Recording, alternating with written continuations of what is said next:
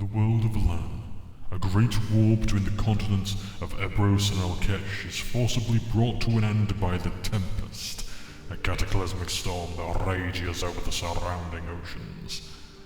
An uneasy peace has since been made, but over the last 2 centuries a cold war has frozen the hearts of many. The ice is brittle, and 4 adventurers must seek the hammer that can shatter that peace before someone else does. Welcome, dear viewer, to A Debt to a Friend, a homebrew campaign.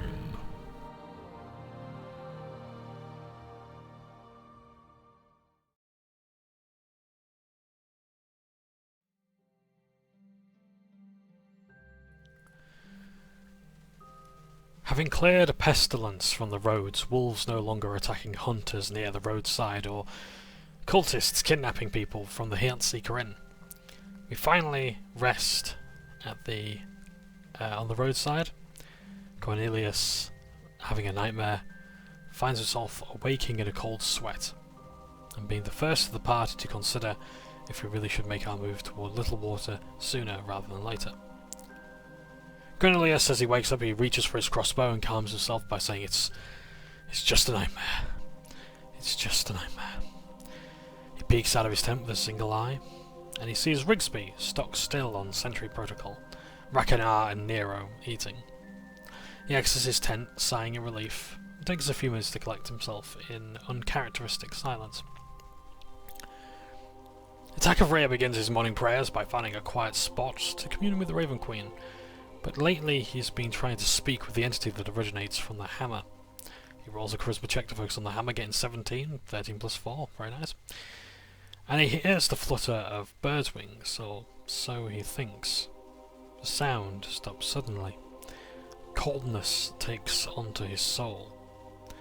He focuses on the hammer nonetheless, thinking something begins to crystallize in his mind's eye, almost like it's an object, and then it's gone. He shakes off the sensation, acknowledging that this is new, and he finishes his prayers, if nothing else comes to mind.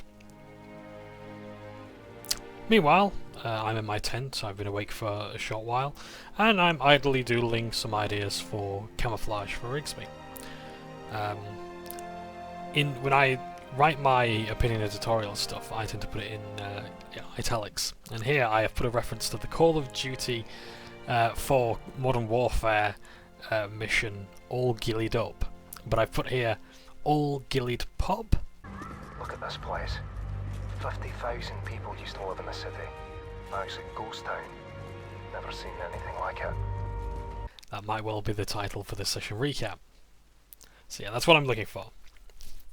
I will explain very briefly. The reason why I'm working on camouflage for Rigsby is just in case he's not welcome in towns, I can drape this over him, send him off to act like a bush, and basically just be hidden away. So there is that. So Cornelius joins Rakanar, with Takavria slowly returning to the campfire. Bonaparte is uncharacteristically quiet, feeling he hasn't quite rested very well, having the nightmare, and not feeling too best pleased with his lack of sleep and the things that have happened in that dream. Rakanar is talking to Nero about the professor and their mission, with the eagle nodding in understanding. Imagine being in debt to a ground walker. No offence, says Nero. And Rakanar is envious of Nero's ability to fly above the tree line, to which he responds by preening and presenting his feathers. Rakanar prepares some fish, in the understanding that Nero must undergo training. And before he can really finish his explanation as to what training is, Nero says, Yes, I'm fine now, I'll have my fish cooked, please. Cornelius suggests that we go on the road, at which point my things are fully packed away. I emerge from my tent and say, Yes, I agree! On to Little Water we go. And say, Oh yes, well, good morning everybody. And Nero asks, Why can't I eat the little one? Referring to me. And Rakanar explains that friends are not food. Thank you, Rakanar. I roll an animal handling of 13, 11 plus 2, to mount Rigsby. I did laugh when our DM said, "Excuse me, you want to what, sorry?" And I said, "I want to mount Rigsby." He's got a saddle, remember? I said, "Oh." His response was, "Oh, Jesus, right. Roll animal handling." So, I roll, yeah, and I rolled to mount it, managing to strap the saddle upon him. And while a mount for a pony would have been a better choice than one for a full-grown horse, it's suitable enough to ride Rigsby, so that's something I'll work on in the future as well, maybe just some minor adjustments. Not for any mechanical advantages, of course. The same with the camouflage as well, it's really just sort of flavourful stuff. And so, the party arrives at Littlewater with little fanfare as well, toward the evening, coming across the odd traveller moving to and fro. Another bit of opinion tutorial moment here. I should have said, but didn't. And I've it's the thing is, I can't get a word in edgeways when everyone's role playing. It's fantastic, but it's a nice problem to have. But I should have said that the commissar, the commissar cadet, always makes a point of taking her hat off when indoors or when about to enter a building. Now, I've never served in the armed forces, so I can't say if this is true or not, but it's my understanding that a soldier will always remove their headwear as they enter a building. Now, my dad never served either, but he told me that it's like a sign of respect. You don't wear a hat indoors; it's rude. So that's what she'll do, and she'll reveal like a very tightly combed back, like hairstyle, but with like a bun on the back, which is quite appropriate given her mother's a baker. Hopefully her hair doesn't have as much gunpowder in it as her mother's bread, but still. Moving swiftly on, Cornelius, and I had to put this in quote marks rather, because I had to hear, and I'm gonna have to hear myself say this. Cornelius would like to role play with a barmaid. I'm going to say that again, just so we're all clear. Cornelius would like to role play with a barmaid, and is told by the DM, "This is what happens when you read Reddit. It's corrupting your mind," and that's very true. Yes, 100%. Apparently, there's a pretty little mama here. Again, I should have put that one in quote marks as well. And he waves her over and calls for drinks and menus. So the barmaid understands as she darts across the room, losing her in the crowd, returning later with menus.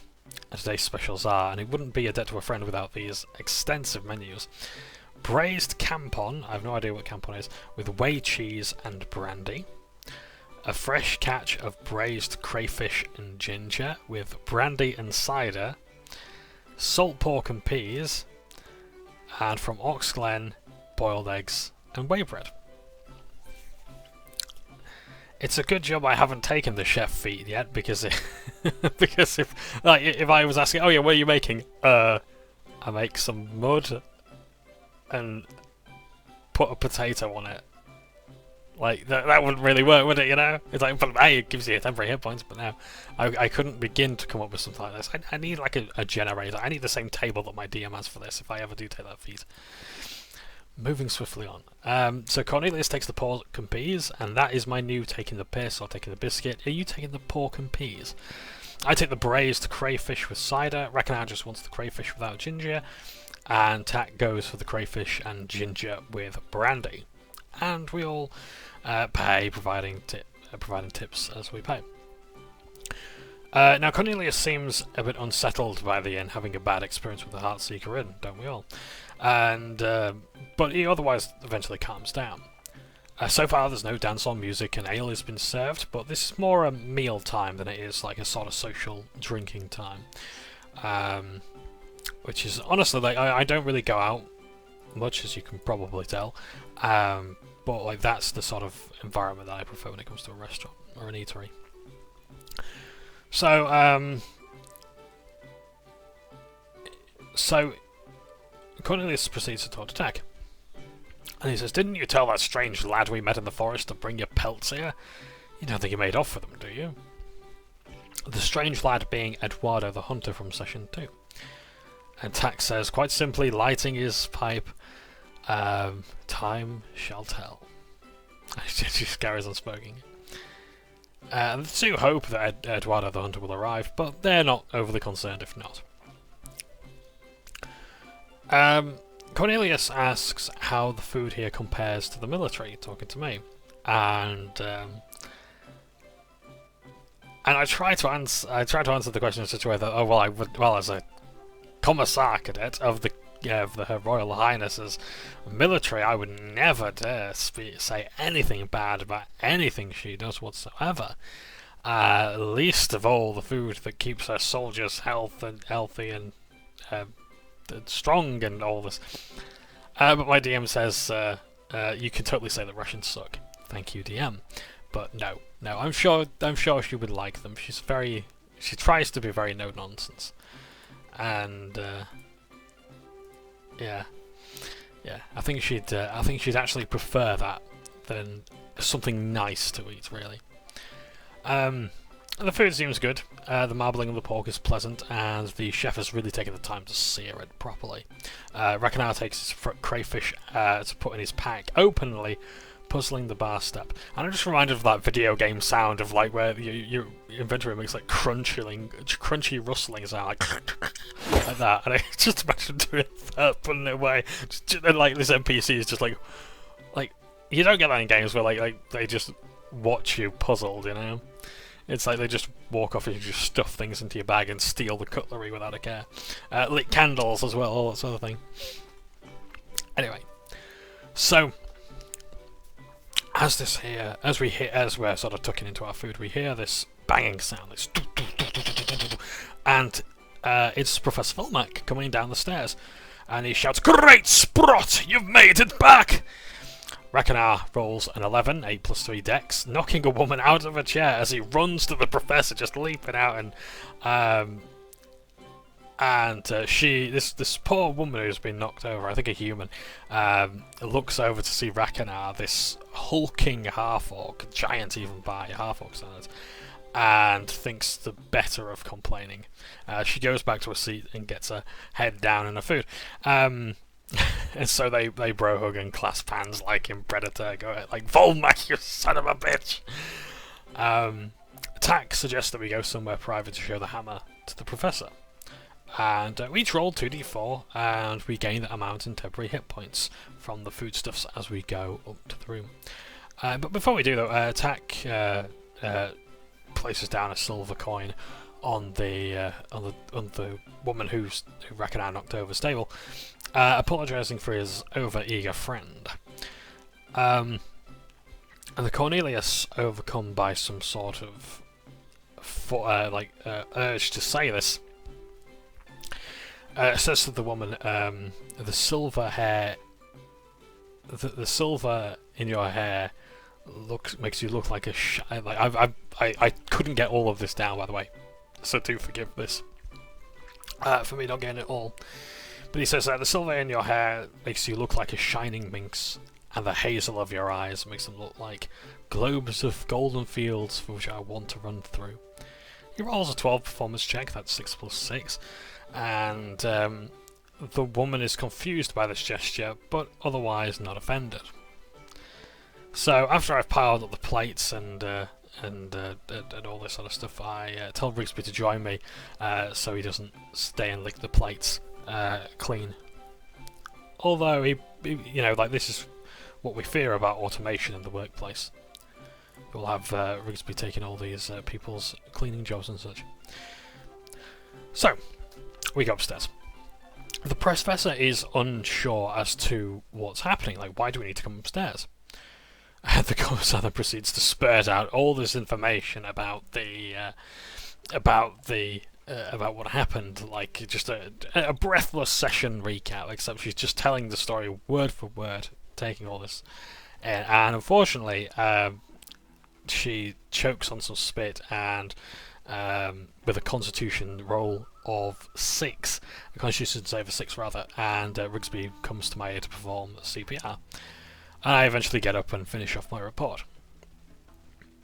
Now at this point, The professor's expression turns dark, having heard the retelling of all our tales so far.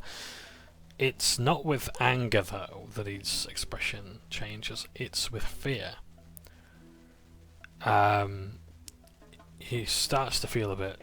His knees feel lighter now, as he says, "This was supposed to be easy. What about the monks? You were supposed to be met by the monks." And we told him, but there were no monks. There were cultists, and an Azer called Alan, but no monks aside. And he says, well, Alan aside, that they were supposed to meet us with open arms. Do you have the hammer? Tak pretends to act as if he's lost it, just to see the professor's reaction. A deception check of 17, 13 plus 4 to see his reactions. What do you think they've stolen it? Oh goodness. Oh goodness. Cornelius asks if anyone else knows of the hammer. Starts circling around like he's Poirot. And if anyone else would want it. And the professor says, many know of the hammer, yes, but they don't seem to have made the connection to the Tempest yet. I don't think I've told anyone, maybe the patrons of the university, but most don't care about the specifics. They just give us the grants and we give them the information. He then proceeds to info dump, and Cornelius asks him to maintain his composure. Tak lies about the forge not being the original, and once again he's asked to roll deception, and he gets 23 and 19 plus his deception modifier of 4 versus the prof's insight. Volmak stops for a moment and looks at him. Say that again, Takavaria, my friend? And so he does. The prof asks, which forge? And Takavaria responds by saying, the one we found originally. Okay, and this relates to the hammer. How? You tell me. Well, I was hoping you could tell me. It seems like you're keeping something from me. So the hammer puts a hand. The professor puts a hand out to stop Cornelius circling. Cornelius asks what he tends to do with the hammer, and a piercing gaze enters Cornelius' soul. He feels cold, very cold. He says simply, "What I said the first time we met. The Tempest was forged, not summoned, at least from my studies. Now, if that's correct, the site of this creation may still exist. Someone may choose to control it or dissipate the Tempest. What do you think would happen if the wrong people gained control of this power?" Cornelius says that he's eluding the question. That's not what I asked. What I asked was, what do you seek to do with it?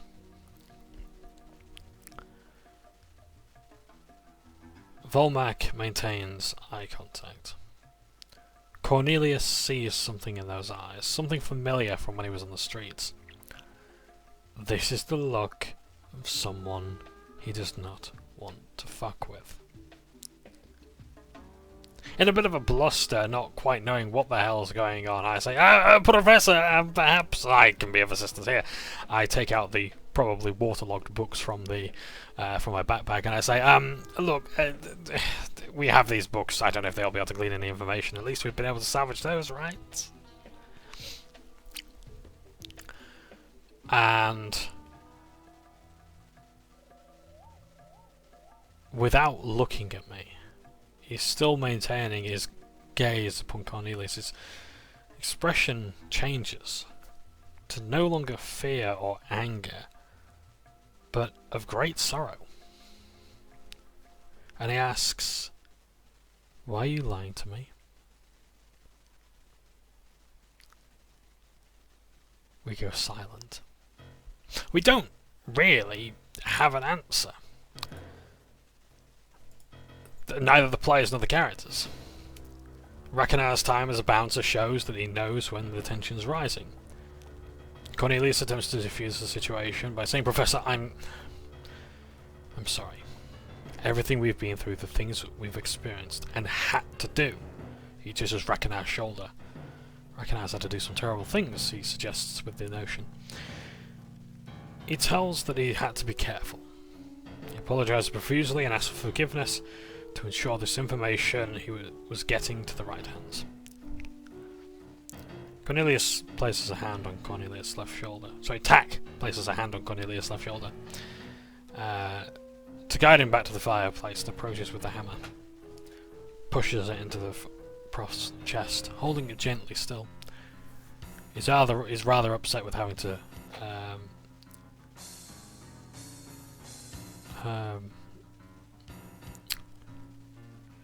having part with it. I do apologise. He leans in to whisper, "The first seat was yours." The professor, holding it, nods. Good. Yes, I'll start work on this immediately.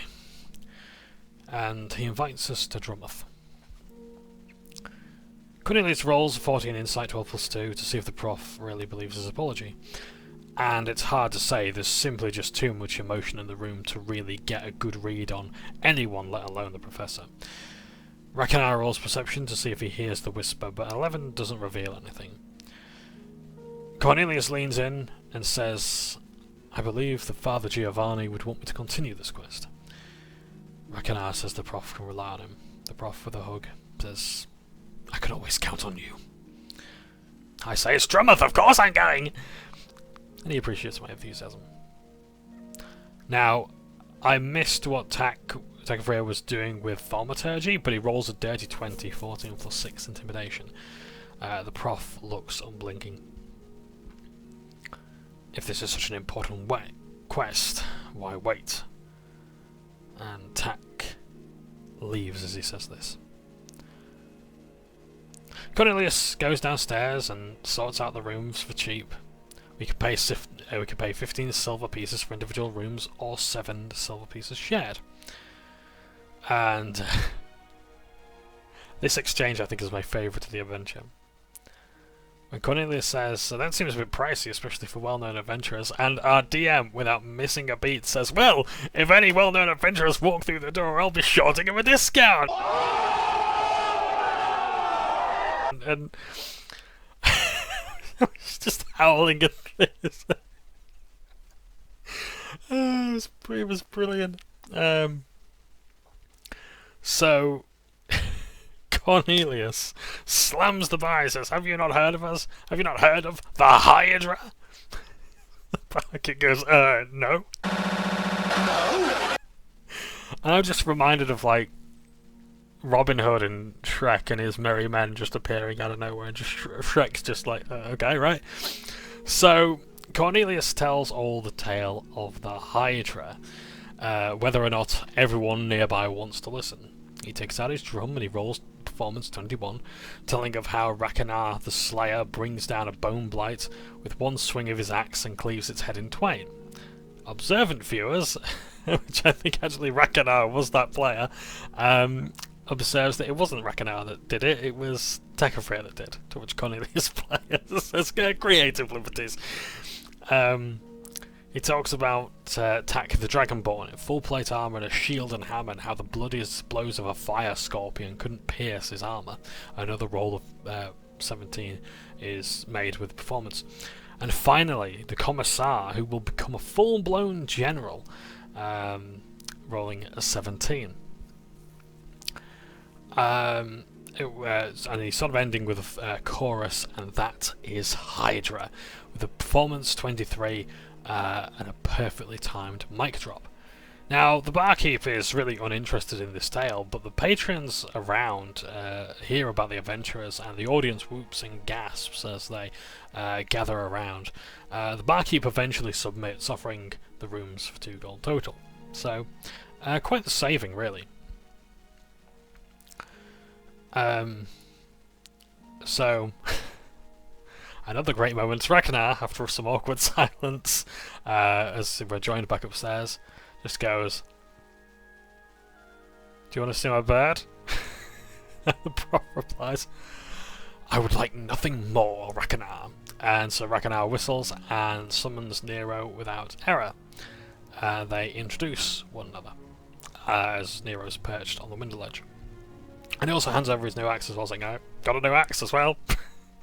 And the professor starts manhandling like crazy, just waving it around wildly, saying, "It's well weighted, isn't it?" And yeah, this isn't really a bad display for an old man.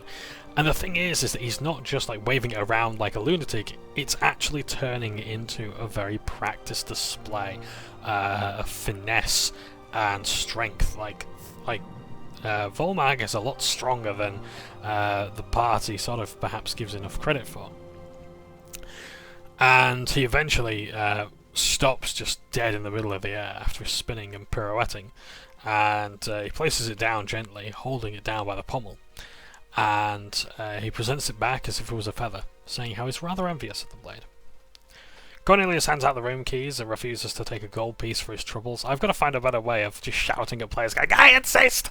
like that. I don't know, I have to find the right volume, because sometimes I get a bit too excited being in character for once. And so he refuses to take a gold piece for his troubles, and so I storm off to my room, which just so happens to be the biggest as well. Apparently quite appropriate for an officer. But no, I think really, like, I think if I'd actually thought about it, the only reason why I chose that one because it was the nearest, but I think if I thought about it, I think the commissar would be much more comfortable in cramped, like a cramped barracks sort of quarters, like a very stiff bunk bed. You know, she can't allow herself to enjoy any luxury whatsoever. She has to be very uncomfortable and rigid, because that's the lifestyle that she has to lead. Even if probably I imagine, like, who knows, perhaps the commissariat is actually very comfortable and she's like, "No, I insist on being uncomfortable. How can I be a good soldier if I'm not prepared for this?" So, yeah, I think she doesn't. I don't think she really wants to be soft. And the thing is that I keep role playing her as that, and that doesn't quite work. You know, I need to sort of role play her as much tougher. So yeah. Anyway, so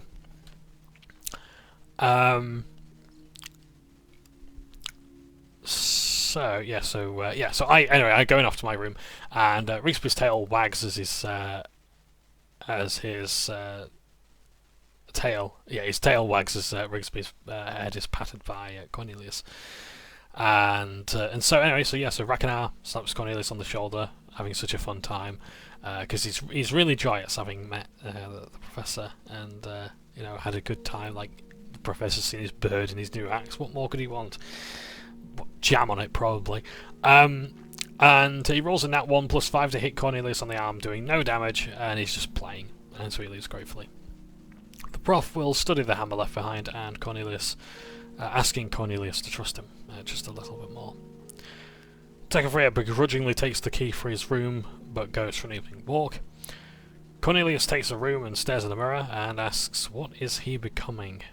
But before he can really get an answer, even from himself, he lays down exhausted. He then thinks he hears some musical notes in the wind, but he falls asleep to really understand where they're coming from. I look Rigsby over, once again doing a routine inspection, and find a sausage which has been pilfered from the tables downstairs. I pat him in a good job and split it. He consumes his half and I eat the other, and he then goes to the fireplace and gently thuds the floor with his tail. Meanwhile, I take an extra couple of hours to just tinker with the idea of his ghillie suit. Tak goes to find a tree with a thick trunk, and he tightens his grip on the hammer. He channels his rage, and he swings as hard as he can at the trunk.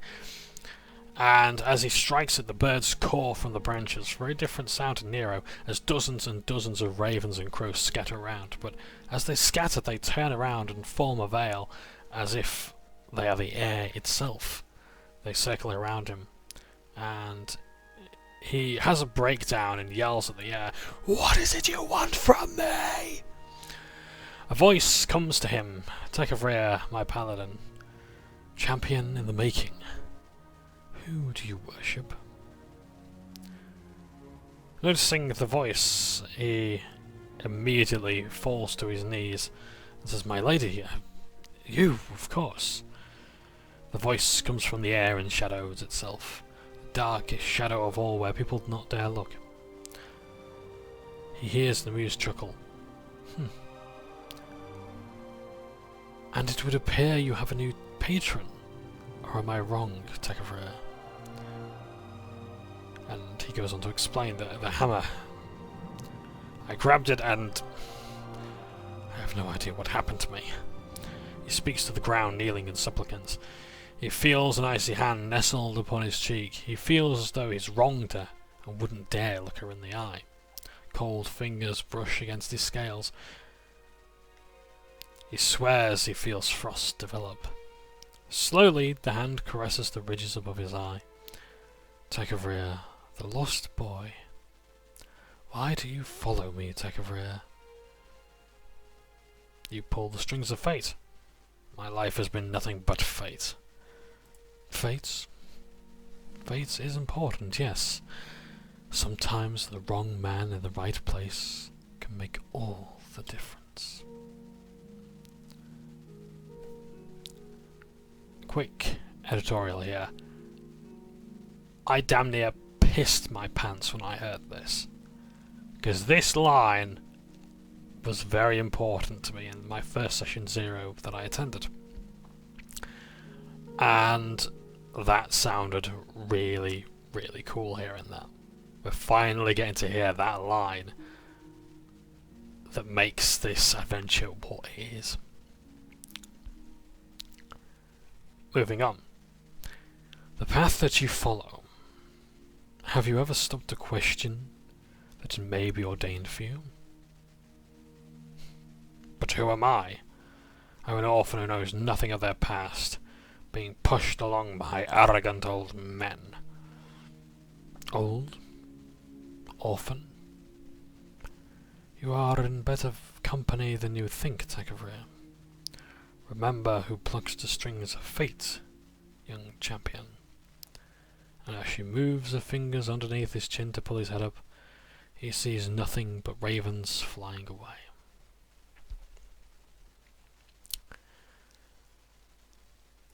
With that, I'm going to pause recording and continue what happens in the morning.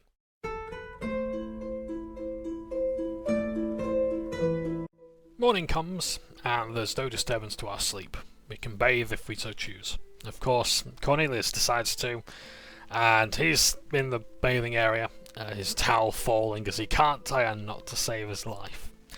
Tak casts thaumaturgy to make the ground tremble, and Cornelius falls into the water, tumbling, naked and flabby. Tak then rolls 15 strength to try and pull him out, hopefully the bard finding himself rather humiliated by this. And while he does succeed to pull Cornelius out, he accidentally trips in himself and ends up in Cornelius' bathwater. And so he climbs out and leaves now off. And Cornelius says to... oh right, I get what this means now, oh god. Cornelius then turns to Rakanar, looks down and then says, blessed by the gods then, eh lad? Rakanar, not knowing what Cornelius means, climbs into the bath. Took me a while to get that one. Good god.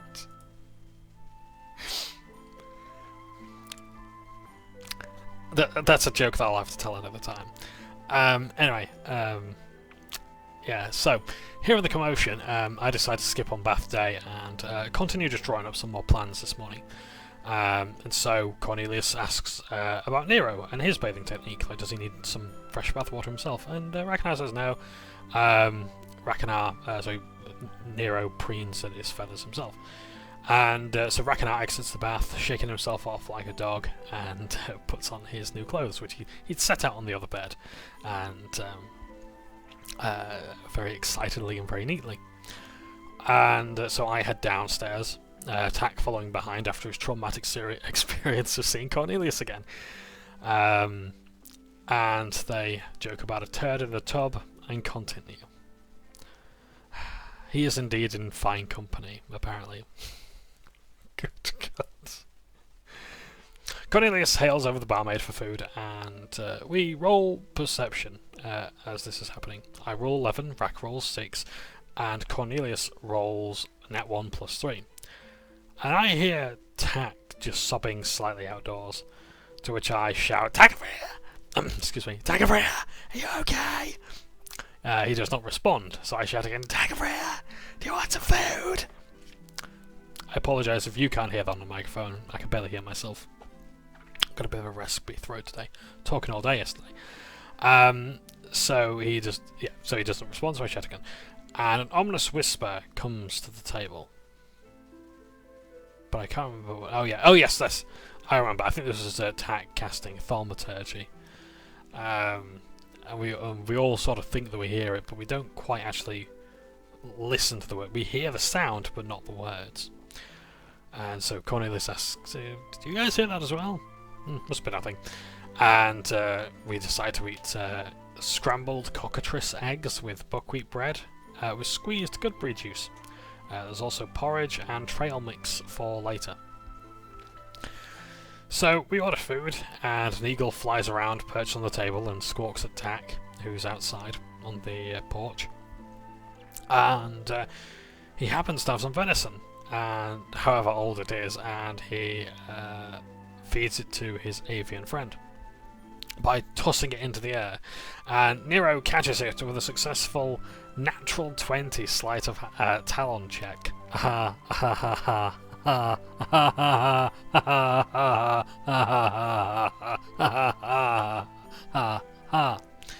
Rakanara and Tack roll 2d8 for temporary hit points from the gooseberry juice. Yeah. Now I was thinking, like, should I drink the gooseberry juice? Because that's like a sweet treat that Yunkatu should probably like. But then I thought, well, she probably would, and that would go against her conditioning, her training. That's the word I've been looking for all this time. All this time, the conditioning.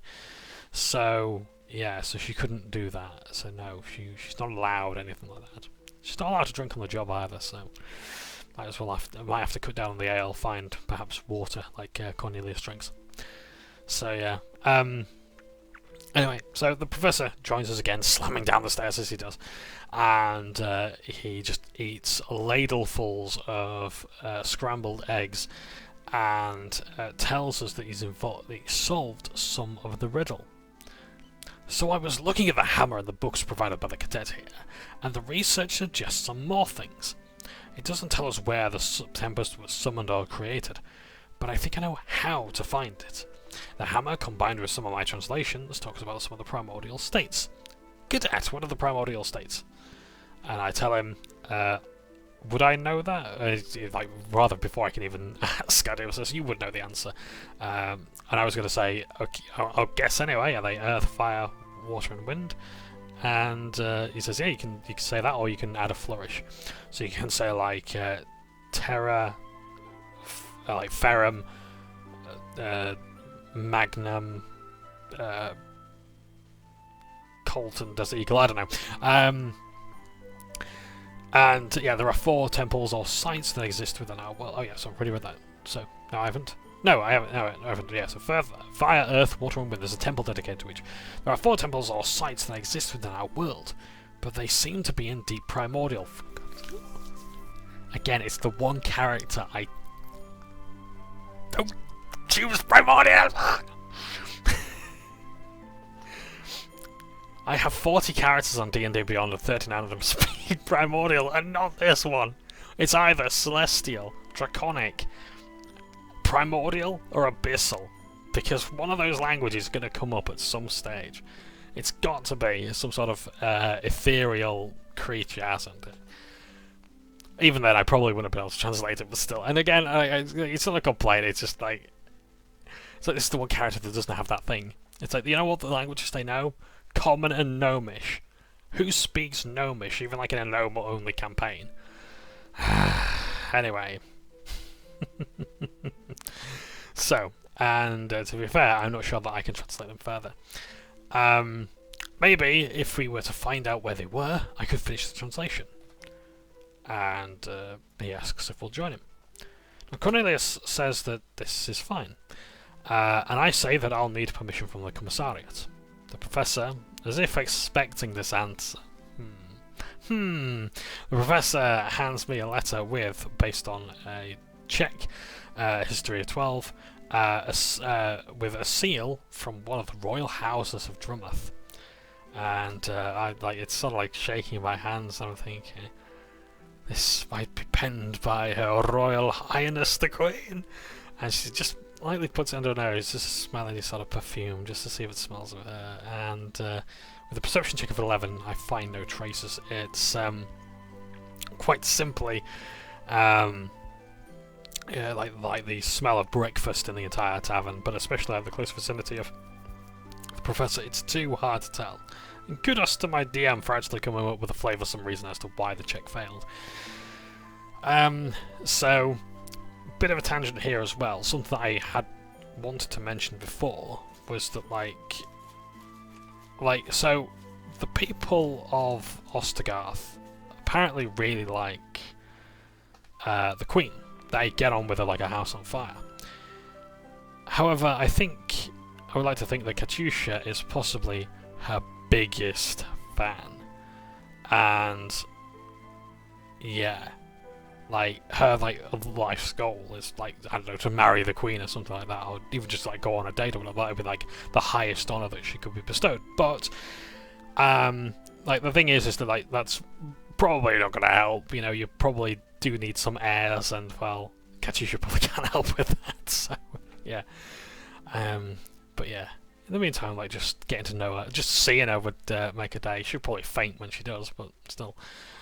So yeah, so that's why she's smelling the letter of perfume. So I pocket the letter, grateful, understanding as well that this will probably answer any questions that anyone has about Katyusha being in the places where she is. So, moving on.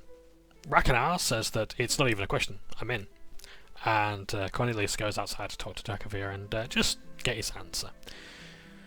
But as he's going out, he mentions to Takavir that he's grown mistrustful of the professor as well, about how he talks in circles, never giving a straight answer. And here we are, risking our lives and finding these artifacts. For what purpose? And Tak responds by saying, there are people in life who you come across, who expect respect, and those to do their bidding. Think of your church. Why is Father Giovanni indebted to the professor?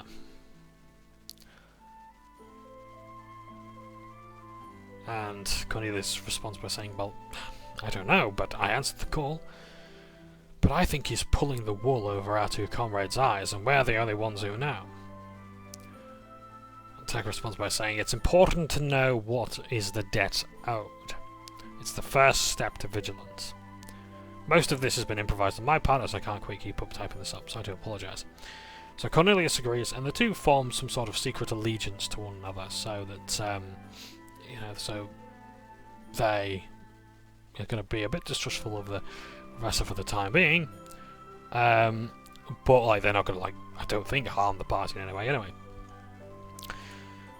so as Cornelius says, right, okay, I'm going to go back inside and talk to the professor. Tak says, one more thing. Don't disturb my bath time again. And Cornelius agrees to those terms and goes back indoors to meet the professor. Tak tries to commune with the Raven Queen, and he rolls a charisma check of 8 to consult her for guidance. He doesn't get any sensations as a confirmation or a rebuttal. He focuses now on the hammer, making a wisdom check of 18. He bolts up in his chair. He grabs the chair as if he's spasming slightly as images enter his mind. A mechanism, a device, a machine to be built for the rest, and then it's gone. He sits back down and contemplates this, catching his breath, and he waits outside for the rest of the party as they're about to make their move to Drumeth. The professor finishes his breakfast and he says that we may need to find the Royal College of Magics in Friargate, or Braca.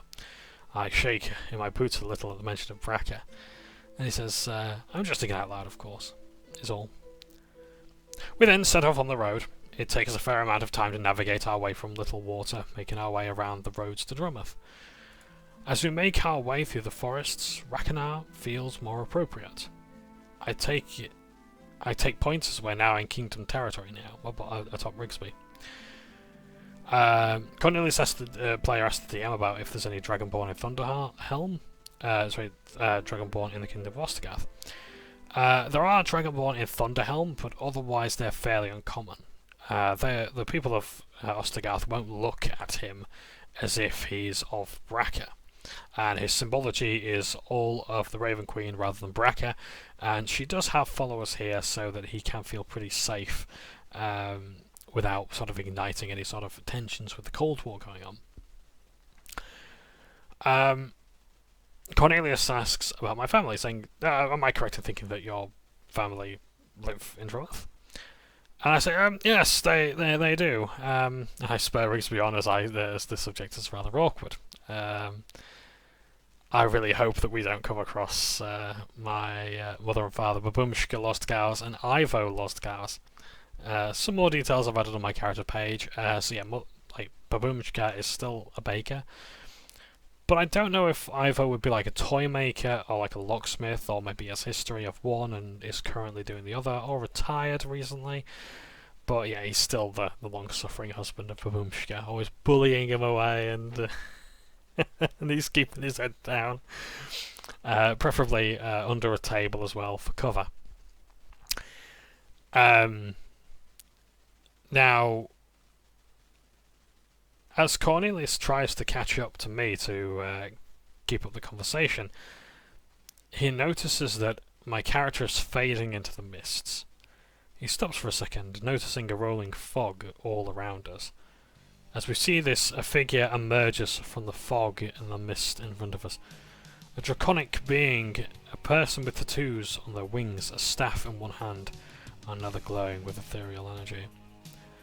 "Hail, travellers!"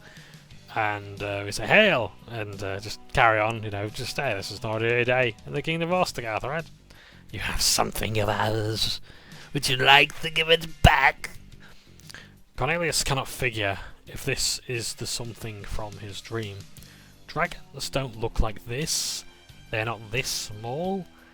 And this wasn't the one from his dream.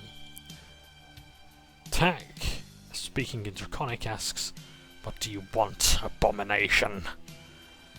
The Dragonborn responds, "Silence, traitor!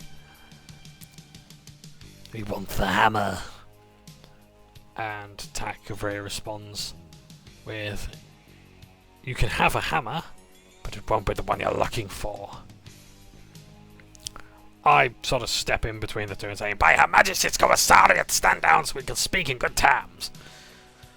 And not acknowledging what I'd said, the Dragonborn, still speaking to Tak, says, "I was hoping you'd say that." And although the creature isn't physiologically designed to smile, it tries to grin, a Cheshire Cat's grin, a sickly smile as it can muster. And behind it, from the fog, a figure emerges. An ape-like creature with armour caked in living eyes and, to quote Matthew Mercer, a toothy maw filled with eyes further in the chest and the gut plate and the shoulder pads. And from the north and south of the battlements, this path, an asset that was previously used with the rabbit encounter or whatever on the road in the first session, emerge from the north and south. These ethereal, trickster-like beings with crystalline bodies and daggers emerge as we roll initiative to the Heroes of the Storm theme. Now, I haven't got Takavri's initiative roll, so I do apologise if my ordering of the turns is a bit bad. This is not my best recording of the fight logs, but here we go. The red team rolls 19, Cornelius rolls 16, blue team, so red team is on the top, the trickster creatures at the top, and the blue team is at the bottom. So Cornelius rolls 16, blue team rolls 15, Rakanar rolls 10, I rolled 10 as well, but I bumped myself down to 9. Rigsby also 9. The Dragonborn with the tattoos, and the rolls a 5, and Professor Volmak rolls 2. So the red team blinks into combat as one of the crystalline creatures makes their way to Rigsby and Rakanar and Cornelius. Rakanar takes a dirty 20 hit and 5 piercing damage, the ethereal dagger striking at his sternum, and he must make a constitution save as he grits his teeth, feeling no other effects. The offhand strike then hits with a 16 and a constitution saving throw of 10, saving from whatever additional effects there were going to be. Cornelius' enemy strikes at him for 18, and he takes a nat 1 con save as he feels a sapping sensation of his health dissipate. He is now considered poisoned, and Rigsby's enemy tries to strike at him, but the dagger screeches against his hull like a teacher's nails going down a blackboard for the attention of the class. It rolls again to hit with to miss with a 10, failing to figure out how to pierce his chromium hull. Cornelius casts Dissonant Whispers, a Wisdom 14 fails, and he does the maximum damage, 18 damage from 3d6. It does psychic damage, and it must use its reaction to run away. The creature that was attacking him spasms and shakes into terror, ready to run on its turn, and he then also casts a Shield of Faith on Rakanar. The blue team's foe Naruto runs to Rakanar, stabs with a 13 to miss him. It strikes with its second attack to hit with a dirty 20. He rolls a Constitution saving throw of 4 to save off the effect, the poisonous effect sinking into his flesh. Another goes to attack, missing with 7. The second strike is a 21. He takes 6 points of piercing damage as a chink in his armour is rented open by the ethereal dagger and must save versus con. 17 saves. He grunts in pain as the poison doesn't have an effect on him. Rigsby's foe misses first and strikes again, causing him 5 piercing damage, but because of his immunity to poisoned, exhausted and charmed, as well as poison damage, he takes no additional negative effects. The attack shields a Faith himself and swings at a foe with 22 to hit. He does 11 damage plus 12 smite damage, causing a lot of this creature to just shatter, but is still working just fine. He growls and removes the knife from his body, swinging with a newfound faith in the Raven Queen, striking at the assassin. The foe sinks its feet into the ground and holds itself steady. Now the giant ape creature lurches forward and looks down upon me in disgust. He sees me as something of an insect, trying to bat me aside with the all-seeing warhammer with a 24. Rigsby's strength of 16 doesn't save him from being pushed away, force pushed away. The eye of the warhammer looks to find its target and it spots Volmak. His bonus action is just out of range as the ape snarls. Rakanar tells Nero to escape and rages! He swings at one of his foes, rolling a dirty 20 to hit, and he does 16 damage total. Rigsby and I strike, and I roll a 10 to hit and miss. Hit and miss. Rigsby has Misdirect, a reflavoured Sanctuary spell, cast upon him, upping his AC to 17. That's incorrect. So Misdirect, or Sanctuary, basically requires a Wisdom saving throw.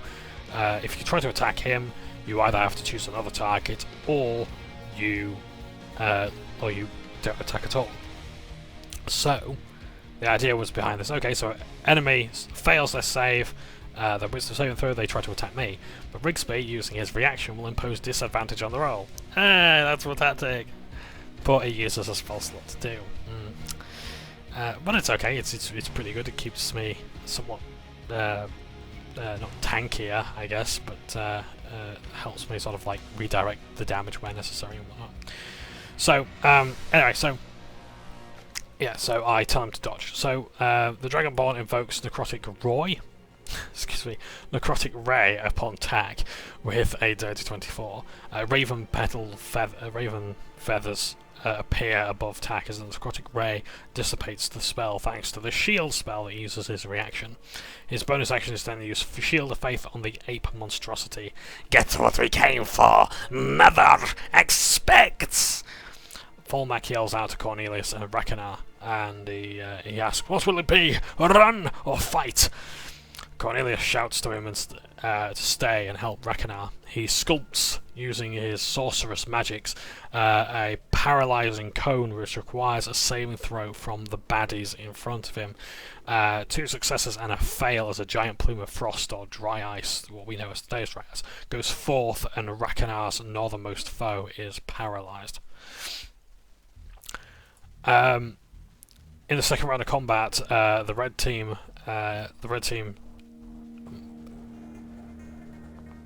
so like the first enemy tries to hit with his first attack, missing Rakanar, and the second one does hit. Cornelius, no, that'd be Tekafria's foe. I don't apologize. Yeah, so I think Tekafria at this point has got like 2 foes on him. One's missing as Tak dodges out of the way, but the second blow gets landed into the other. Cornelius' feared foe, with dissonant whispers, runs into the trees and he can't be seen anymore. Rakanar's northern foe is then paralysed, succeeding his saving throw and coming out of the effect. That was from like his paralysing, Prof's paralysing cone from before. Cornelius uses his crossbow to strike the foe, holding his wound still, and he uses a bardic inspiration on Rakanar to hold on, to which he responds. A blue team foe south of me goes to attack, and I refuse my attack of opportunity because I need to keep my reaction just in case of the shield spell. He missed, but fortunately that enemy misses with both attacks, and Tak's original foe misses with both strikes, unable to just pierce his armour. The musical mirages deflect the blow from Cornelius' Shield of Faith. Tak tries to cast Channel Divinity, abjure enemy, to try and frighten the Dragonborn Mage, and although it fails, the Dragonborn Mage is still slowed. He uses his final spell slot to cast Hexblade's Curse upon the big boy. The big boy bull rushes ahead with Rigsby holding on fast, but I'm knocked prone. Tak takes an attack of opportunity for 11, but misses, and points its all-seeing warhammer toward the Prof to cast Greedy Pull, and the spell is resisted by the Prof's natural 20. Volmak stomps his feet into the ground and growls at the creature, muttering, "You're a foul abomination!" It then swipes at Cornelius, dealing 15 points of damage, piercing and force damage, blasting him back a good 25 feet. Rakanar strikes the north creature with his great axe, dealing 12 damage, and he jokes about casting Shield of Faith. And we had to think from it, wait, what, you have that? He says, no, I'm just doing it because someone else has. And so I roll 15 to hit one of Tak's foes for 4 damage, and Brigsby repairs himself for 9. The Dragonborn Mage calls out for the artifact and the traitor's head if we must be killed. He casts Necrotic Ray at Tak, rolling 23 to hit, and he takes 16 points of necrotic damage. Volmak yells out, "Is this going well? I can't really tell." And Rakanar rages. See the clip of XP to level 3's rogue sneak attack stuff. Cornelius asks, "What do you think?" clutching his wounds still. The Professor uses a Cone of Cold, sculpting the spell once again to hit all enemies requiring con checks. There's 5 fails and a single success. He puts his hands together and a burst of cold weaves through the cone. It deals 29 damage, that's 8d8, as the big boy lifts his hammer and points it at the cone, deflecting it with a counterpulse to redirect the magical damage. The one above Rakanar is frozen solid, the one beneath Tak is frozen, and the one to his side is frozen, and the one above Rigsby saves. 3 of these creatures are instantly taken out of the fight as they are dead. The red team ghostly creature runs, and Rigsby uses his reaction to strike, rolling a nat 20 plus 4 to hit, and he does 15 damage, killing it. That's the second killing blow he's had. Nice. Cornelius tries to cast Blindness Deafness, requiring a Constitution saving throw of 14 on the giant ape monstrosity, and it succeeds with a 16. And I ask if this monkey is a reference to Hear No Evil, Speak No Evil, See No Evil, because it has like a helmet that has eyes covering it like that, and it kind of reminds me of like Papu Papu's headdress from the Crash Bandicoot games. Anyway, yeah, so our DM confirms as I point out the hands over its eyes on its mask, and despite all the eyes it has all over its body and warhammer, it is blind by default, so instead it is deafened. So Cornelius says, listen to your heart, make up whatever you want to hear for an inspiration, and inspire Stakavria. On the third round of combat, Rakanar's apparition tries to attack him and causes him 4 damage, recording a con save of 4. So Rakanar is poisoned. Tak tries to hit the big boy and falls with 11. Fails with an 11 to hit. The mage says, "No more games. Finish this. A sorcerer, take him out of the equation." Cornelius hears something. Oh no, sorry, I'm skipping ahead. The big boy uses a blast pulse to toss Volmak back, and the prof rolls a 3 to maintain his composure. He goes flying, and we're not just talking knocked back a few feet, we're literally taken off the air and launched very far away. And the big boy does not use his bonus action to pull object. I don't know what he was going to do, but it would have been interesting to say or not. It might have been rather dreadful for us. Cornelius hears something, or rather, in a state of adrenaline, notices something first. A gigantic shape above him. On giant metallic wings, he sees the creature from his dreams as it goes towards Volmak's direction. We hear in Watch Together Godzilla's atomic breath sound off. Radiant flame bursts down on his position. Cornelius is shocked that the creature from his dream is reality. A crater is formed, smoke bellowing out from it. A giant silver dragon emerges. It reaches up and flies toward the sky and launches itself at the black dragon. I climb atop Rigsby, emboldened by this sight, and decide to approach the Dragonborn mage. Mounted, drive me closer! I want to hit them with my sword! And unfortunately Rigsby rolls a nat 1 to hit with a force-empowered rend, throwing me off, and I choose to knock myself prone. Rakanar runs, poisoned by the creature, to his south and aims for the ape with a 23 to 21 to hit. He has to roll with disadvantage. Damn, so that would have been great. That's great, that hits! And he does 90 points of damage total. He slams his great axe into the all-seeing juggernaut as it reels back in pain a little bit, looking down at him in delight. And Rakanar shouts, "What did you do with the professor?" The draconic mage looks at the fight above, looking around in awe and disbelief. What? What is this? He composes himself and says, "Traitors!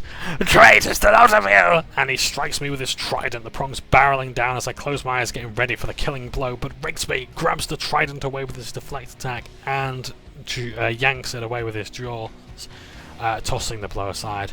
The mage says, "Well, you'll just die tired." He runs, and I try to roll with a swipe but miss with a 19 and 21 disadvantage to hit his malformed wings, giving him that extra jet of speed. On Volmak's turn, completely unrelated to the Silver Dragon that's in the air, the Silver Dragon comes crashing down, regarding us all as the Black Dragon is ready to strike, zeroing in on its target. The Silver Dragon's wings flap, creating a great billowing gust to create a portal to pull us all in. A miniature tornado falls us all into this portal. Our strength checks fail us, or rather, we fail them, as the gate that has been summoned is about to close. The black metallic dragon comes down to fight, and a voice is heard through the ruckus. "Tak, I am sorry I lied." And we fall unconscious. We find ourselves in an office. And I recognise this is Volmak's office in the city of Drumeth in the kingdom of Ostergarth. And that's where the session ends. Thank you for watching this far, and thank you to the DM as well. I said this before, but thank you for using one of the maps that I designed just to try and help out and take some of the weight off having to design these maps. General Huxley's map is in the works at the moment. That will be ready for previewing soon. But yeah, it was a brilliant session as ever. We've got some time now to think about where our next plan of action is to be. We do know of the 4 elemental temples. We need to know where they are. There is the Royal College of Magics, and if need be we can go to Bracca if we really want to basically start the war, which I would like to prevent. Yeah. I was thinking, like, maybe we could use this advantage to this event to unite the two factions. That, like, because spoilers for, like, basically the session recaps over this point, but spoilers for the graphic novel Watchmen by boy Alan Moore, maybe Brummy Reuter. At the end of basically Watchmen is like this comic about like superheroes in the Cold War. And at the end of that comic, or graphic novel rather, the Cold War is brought to an end by the two factions being united, by the Soviets and the Americans being brought together to fight this extraterrestrial threat that has come to Earth. Now, the way this has gone about is basically like it's essentially like a manufactured mass murder to unite these two creatures to fight something that basically doesn't really exist, you know? So what I'm thinking is, like, I imagine that the journalists of Drumeth are immediately cooking this up as like some sort of Bracken, like anti-Bracken sentiment or whatever, and like this is like a clearly an attempt of their new powers to, you know, put an end to Drumeth, but fortunately our own dragon saved the day and whatnot, or something like that. Or who knows, maybe they see it as like a what is it, like a false flag operation or something. I don't know what it's called. So yeah, I'm sure the conspiracy nuts are going to go crazy in Drumeth. But as a commissar, I think it is my job. I think it is my job anyway. I'm not sure. I'll have to. This is what I need to talk to my team about. Is like, do I have the political sway to actually like say to people, like, you do not see this.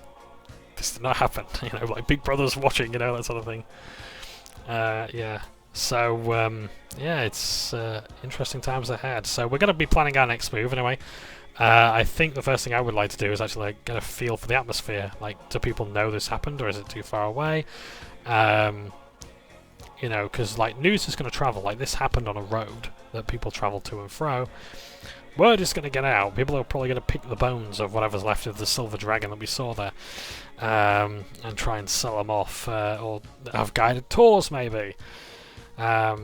Yeah, so I need to make sure as well that perhaps like the I don't know, the League of Artifice is building a road over the Volmag Memorial Crater. Good God. So yeah, so we need to figure out what's going on. But I think the rest of the party will probably want to do like the less admin and minutiae side of things. Like, I love that sort of thing, the adventuring and exploration, downtime minutiae. But I appreciate as well the party probably has enough of that going on in real life, and they actually want to like play a high fantasy adventure. So that's fine. Yeah, so we'll see what happens. But yeah, fantastic session as always. Really loved it, every moment of it. And what a way to get us to level 5 as well. So we are now level 5, so I'll be looking at my spell lists. Yeah, and yeah, I look forward to seeing what happens now we're back in an urban environment. Like I like this. I think will be good practice for Waterdeep Dragon Heist, because that's an official module. Also as well written in part by Matthew Mercer. Like an urban sprawl sort of adventure, and one that I really want to be like a bit of role player for. So maybe this is a good opportunity to sort of flex those role playing muscles and see if I can perhaps break out of my shell a bit. But yeah, look forward to whatever's planned. I really do. And I hope that the party's got some interesting ideas as to what they want to do. I'm sure they do. Yeah, my group is phenomenal when it comes to like thinking of ideas. Like, we don't an hour at the beginning of the session. We say, right, this is what we're going to do. Have we agreed upon it? Yes. Right. Okay. Fine. Anyone who doesn't agree will do what they want to do next time. So I think we're back to normal now. So we'll decide what we're going to do, and then yeah. So we'll see. But yeah, we're on like for my character, Commissar Cadet Katusha Lostcast. They're on royal soil, so that's of great benefit to them, so they don't have to watch themselves so much now. So yeah, I'm going to end this video. Thank you guys so much for watching. Take care. Ta for now.